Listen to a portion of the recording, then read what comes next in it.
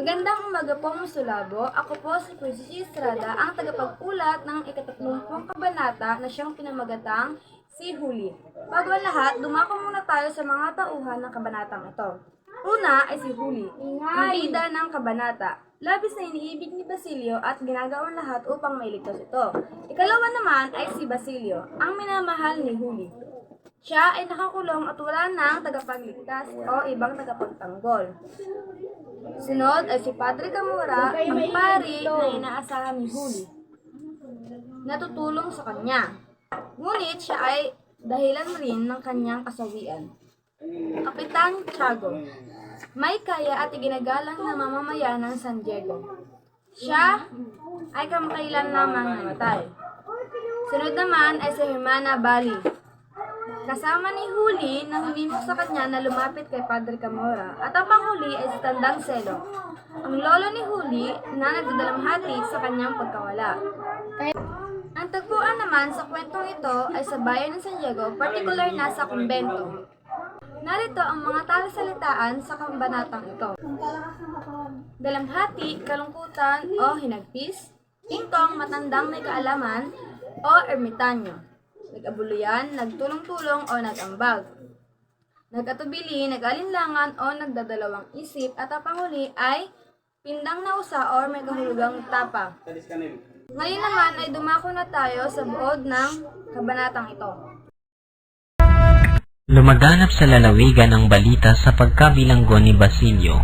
Dinamdam at pinag-usapan ito ng mga taga San Diego. Nabalitaan sa Tiani na pagpapatapo ng pinakamagaang na parusa sa binata at saka ipapapatay habang nasa daan. Nang makarating ang balita sa kubong tinitirahan ni Huli at ng kanyang ingkong ay kinailangan pang ulitin sa kanya ito ni Hermana Bali. Nabingi ang tainga ng dalaga at nakaramdam ng matinding dalamhati ang puso na mutla hanggang sa tuluyang mawalan ng malay tao. Nang mahimasmasan, isang tinig na lihim ang nag-udyok ng tanging paraan ngunit kakilakilabot. Si Padre Camora, ang kura! Napakagatlabi si Huli at malungkot na nagmuni-muni. Nang dakpin ang kanyang ingkong upang palitawin ang kanyang ama, si Padre Camora ang tumulong upang mapalaya ang matanda.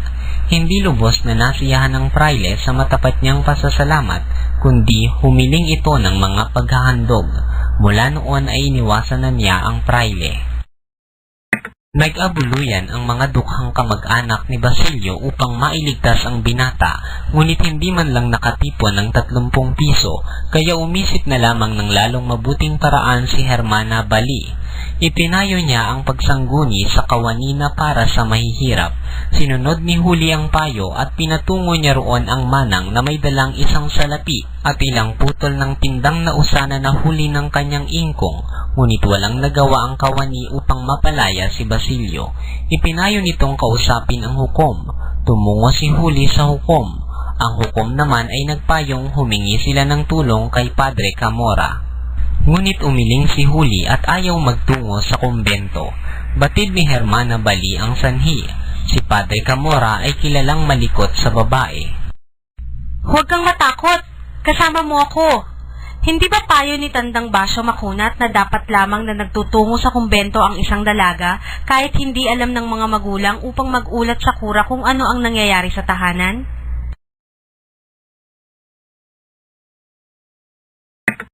Sa unay nag-atubili si Huli, ngunit nang mabalitaan niyang napalaya na sa Maynila ang mga kasamahang bilanggo ni Basilio at ang binata na lamang ang tanging naiwan dahil walang tumulong, natapos ang takot ng dalaga. Pinamanhikan niyang samahan siya ni Hermana Bali sa kumbento, datapwat nang dumating sa pinto nito. Siya, bumalik na tayo kung ayaw mo.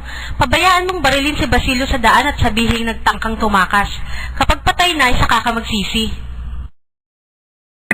Pikit matang pumasok si Huli sa pintuan, kasunod ang matanda. Pagsapit ng gabi, pinag-usapan ang nangyari ng hapong iyon. Isang dalaga ang tumalon mula sa bintana ng kumbento na bumagsak sa batuhan at namatay. Kasunod noon ang paglabas ng isa pang babaeng parang baliw na sumisigaw at tumitili sa lansangan.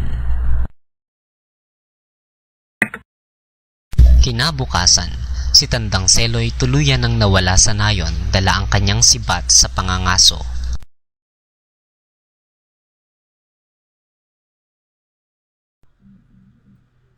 Narito naman ang mga aral at mahalagang kaisipan na maaari nating mapulot sa kabanatang ito. Una ay ang paglaban sa pang-aabuso ng kapangyarihan. Pinakita ng kabanatang ito na ang kapangyarihan ay dapat gamitin sa mabuting paraan at hindi dapat inaabuso. Ang pang-aabuso ay kapangyarihan na nagdudulot ng pagdurusa at kawalan ng justisya sa lipunan. Sumunod naman ay ang sakripisyo at pagmamahal para sa minamahal.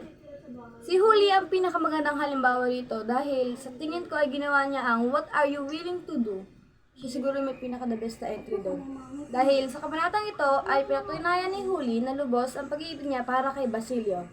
Sa pamamagitan ng paghingi niya ng tulong kay Padre Camorra kahit na alam niyang hindi maganda ang mga kahihinatnan nito. Kaya naman, sa kabanatang ito ay siya namatay dahil sa paglapit niya kay Padre Camorra upang humingi ng tulong para kay Basilio na siya namang ikinamatay ni Huli. At ayun lamang, maraming salamat po sa pakikinig.